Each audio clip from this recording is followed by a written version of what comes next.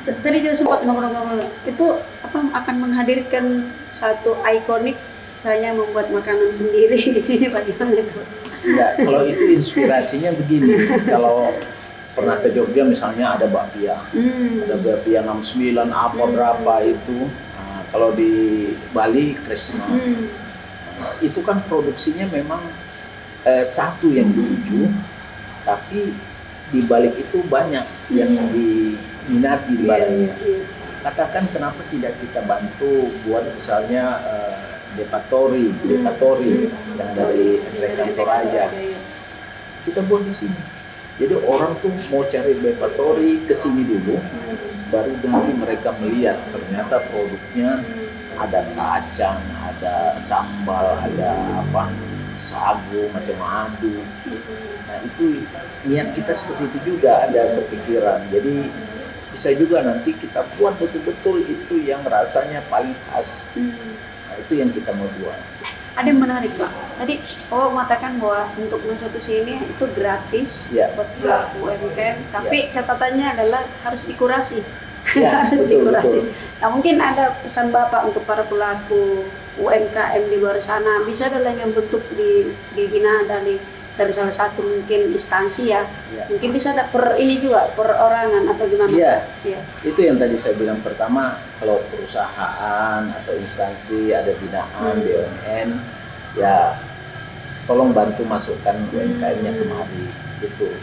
Tetapi tidak menutup kemungkinan begitu banyak UMKM ini, saya nggak tahu ya datanya, tapi terakhir saya dengar itu masuk ratusan ribu, jutaan UMKM. Nah itu begitu banyak, produknya mungkin lebih bagus dari yang dijual pabrik, tapi ternyata kemasannya kurang, mutunya tidak terjaga, artinya kualitasnya turun naik. Nah itu yang kita masuk kurasi. Jadi kita seleksi, kita tes pasar, packagingnya, kemasannya sudah rapi, baik. Depatori tadi itu, kalau kita belanja di mana, di Entrekan, itu kan hanya dibungkus plastik di stapler saja. Itu hanya tahan, besok sudah mungkin masuk angin. Seharusnya itu khas sekali rasanya. Kalau ada packaging, saya pernah ya, kalau kita dapat packaging UMKM-nya dari Jepang, itu dia bentuknya makanannya kecil saja, tapi packagingnya begitu rupa sehingga bikin mahal ya. Bikin mahal, tetap panas, tetap rasanya tidak berubah. Itu yang kita mau. Begitu. Pak Suwardi, selain apa namanya menampung UMKM ini untuk di sini di sentra UMKM Apindo ini, mungkin ada juga khusus pembinaan buat mereka Pak Suwardi? Iya. Ini kan lantai 1, lantai 2. Ada lagi lantai 3, sekretariat Apindo. Di situ juga ada yang namanya Apindo Training Center. Jadi kita nanti juga bekerja sama dengan seluruh tenaga pengajar, stakeholder. Kami juga ada program dari pusat Apindo Mengajar.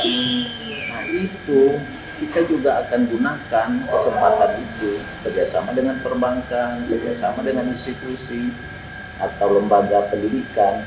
Ada tempatnya Apindo Training Center. Di situ kita bina juga, di situ kita beri pencerahan. Di situ juga ada tokoh motivasi, ada tokoh yang khusus expert di bidang produk pemasaran, banyak. Keren Pak ya. Selain tadi ada training center untuk beli oleh-oleh, mungkin tadi saya sempat lihat ada kafe juga Pak, gimana? Iya, jadi kalau kafe ini Mbak Ica, jadi sebenarnya ini menggabungkan dari sisi orang tidak kaku, formal, dan atau membedakan dengan yang lain. Kalau yang lain itu ya khusus belanja saja gitu. Khusus belanja dan tidak nyaman apa itu. Bisa juga ini tempat pertemuan juga, ngobrol. Sambil ngobrol bisa lihat produk-produk ya. Nah, kemudian kalau ada keluarga ibu-ibunya lihat barang, bapaknya ngopi, menunggu ibu-ibu, anaknya di bawah gitu. Jadi ini satu kombinasi dari kenyamanan saja kita buat supaya tidak kaku hanya untuk beli belanja saja. Mas Waldi, saat ini sebelum grand opening sudah berapa Pak yang masuk ini Pak? Sudah berapa banyak apanya omset atau UMKM-nya? Iya. UMKM-nya Pak? UMKM-nya saya belum lihat datanya, tapi hampir mendekati 100 ya. Banyak sekali. Mendekati 100 UMKM yang masuk, tapi saya belum ini karena tiap hari juga masuk. Yang pasti waktu soft opening itu padat ini kemarin UMKM yang masuk. Mungkin sudah banyak lah, ya. Tapi kita pengen sebanyaknya. Karena kita pengen betul-betul di sini pusat, makanya ini bukan saja sentra UMKM, tapi sentra UMKM dan pusat oleh-oleh. Artinya kita pengen mau apapun ada di yang sentra sifatnya, itu intinya ya, maksudnya bukan, tapi produk-produk yang lokal ya, apapun ada gitu. Emang betul-betul lokal Pak. Tadi saya sudah keliling, ini lokal semua, tidak ada yang dari luar. Bahkan yang dari luar Provinsi Sulawesi Selatan pun tidak ada ya. Saya lihat tadi itu ya ada banyak dari daerah, bahkan dari daerah yang paling banyak saya lihat Makassar dan Goa. Pak Sohadi mungkin ada himbauan untuk para pelaku kita untuk mengajak masuk ke sini Pak.